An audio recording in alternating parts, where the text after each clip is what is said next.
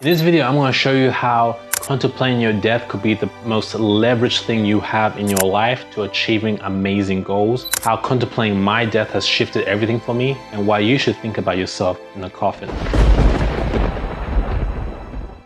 So Dana White is the UFC president, and this guy is an alpha, right? He's built the UFC brand from the bottom up into this multi-billion-dollar organization, one of the most watched sports ever. Just exudes that kind of masculine energy. A lot of people don't like him because of that. They think he's a bit of an asshole, and there's the whole fire pay debacle. But I like Dana White.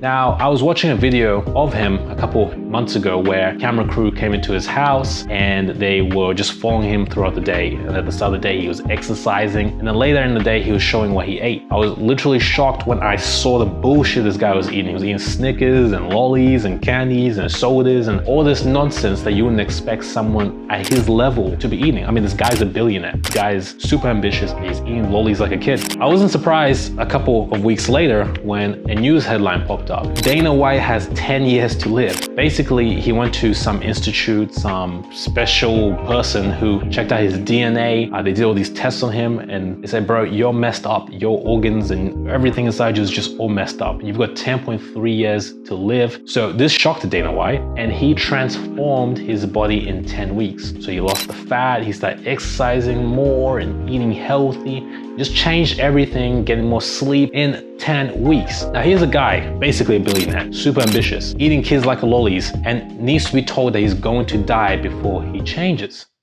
What does that tell you about humans in general?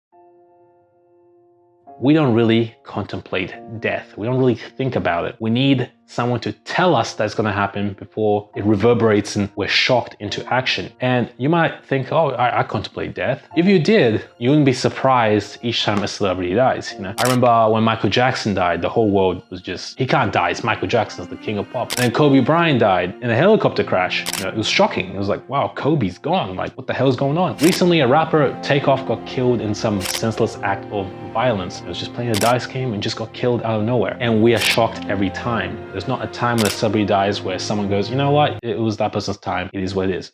Every single time people are shocked, because when a celebrity dies, it's almost scary because it's like they're a celebrity, they're an icon, they're above, they can't die. That means I can die. We have that momentary awareness that our time is short and we too will go at some stage. The billions that Steve Jobs had couldn't save him, and that's scary. But then we quickly just kind of drown ourselves in the dopamine, hedonistic lifestyle, watching Netflix, doing whatever we do, and we forget about it until something else happens. This is how most people approach death. But a Stoic, a student of the philosophy of Stoicism, contemplates his death regularly and takes each day as if it were a new day. So let me read a quote by Marcus Aurelius that has changed my life. Let us prepare our minds as if we'd come to the very end of life. Let us postpone nothing. Let us balance life's books each day. The whole point is to take each day as a blessing. Don't take for granted and think that, you know, you got thousands more. You know, I'm 27, I got 50 years ahead. That's not true. It's not necessarily true. You don't know what's going to happen. You could be gone tomorrow. You could be 80 and gone tomorrow. You could be 15 and gone tomorrow. You don't know when your time has come. So you really need to center your attention in the present moment and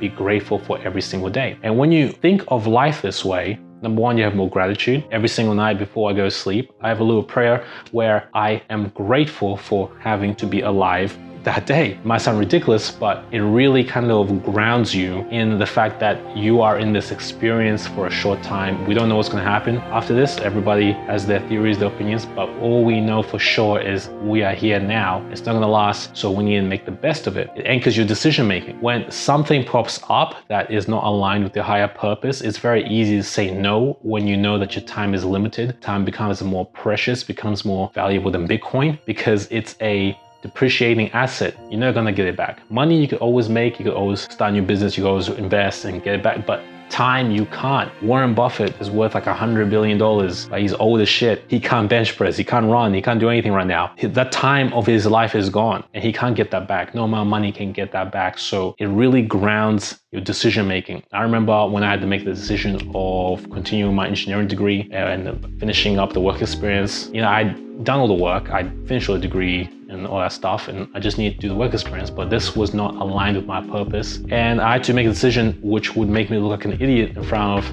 or my friends and family, having gone down a particular path and just completely disregarding it for a path that was more aligned with my purpose, this entrepreneurship journey, this social media, digital marketing path. But I made that decision because I realized, look, I'm gonna die one day. Who gives a shit what anyone thinks about the decisions I make? I'm the one that has to live with these decisions. This is my life. I've been given a certain period of time. I don't know when this time is gonna end, but I'm gonna make a decision that's right now in this moment. And this also occurs with grudges you might have with someone, whether that's a family member or a friend, knowing that you might not see them ever again. Also puts things more in context and changes the perspective so that you're more likely to want to mend that relationship. Or if a relationship's not benefiting you, you're not gonna play that bullshit game of trying to be nice to keep it going. You can just cut it off because once again, your time is limited and you wanna keep it moving and do what you need to do. So as you can see, this Stoic approach is super powerful. Now, don't get it twisted. I'm always telling people, this isn't about being dark. You're not picturing yourself getting crushed and, blood and stuff going everywhere like Game of Thrones or anything like that. You're just thinking about